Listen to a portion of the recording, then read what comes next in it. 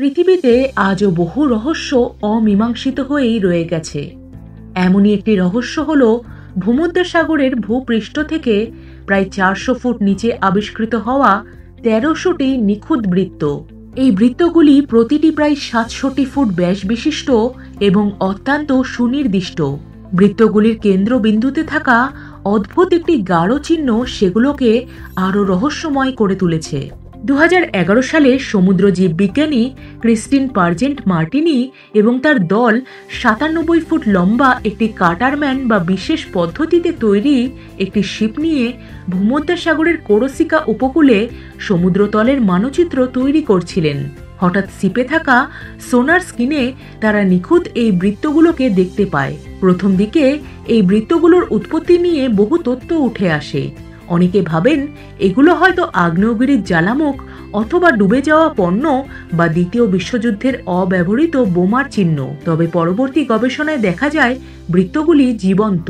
2020 সালে national geographic explorer Laurent ব্যালেস্টা এবং তার দল বৃত্তগুলোকে পরীক্ষা করতে ভূমধ্যসাগরের গভীরে নামেন এবং দীর্ঘ 4 বছর ডুবুরি অভিযান চালিয়ে এবং গবেষণা করে বিজ্ঞানীরা শেষ পর্যন্ত বৃত্তগুলোর উৎপত্তি নিয়ে একটি নতুন তথ্য সামনে আনেন।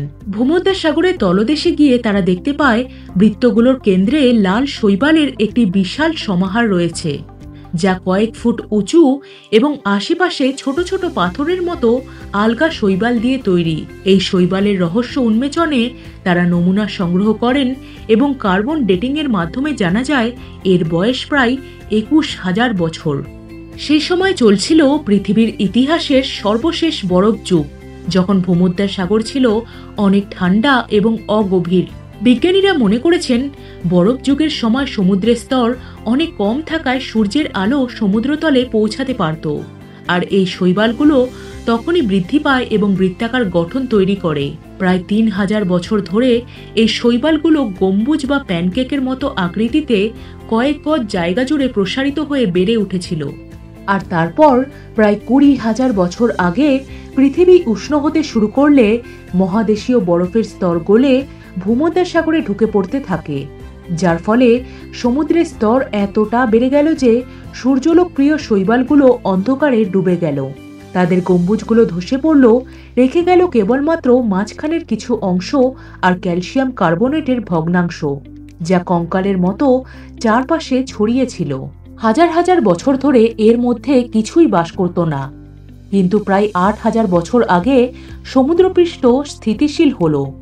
গভীর জলের শৈবাল মাঝখানের অংশের ওপর নতুন স্তর সৃষ্টি করল, যা ডুবুরিরা দেখতে পায়।